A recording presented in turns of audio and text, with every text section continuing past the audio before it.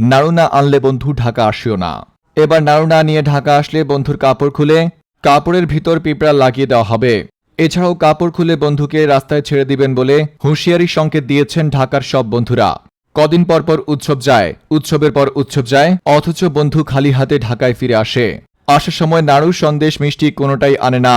আর তাই তো এবার যদি বন্ধু খালি হাতে ঢাকা ফিরে, তাহলে বন্ধুর কাপড় খুলে বন্ধুকে রাস্তায় ছেড়ে দেওয়া হবে, অথবা বন্ধুকে লুঙ্গি পরিয়ে লুঙ্গির ভিতর লাল পিঁপড়া লাগিয়ে দেওয়া হবে বলে হুঁশিয়ারি সংকেত দিয়েছেন ঢাকার সব বন্ধুরা।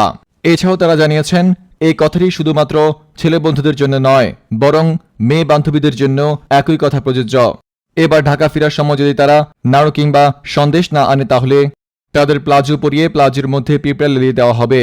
বিস্তারিত দেখুন রিপোর্টার নড়াইল মজুমদার নাড়ুর রিপোর্টে।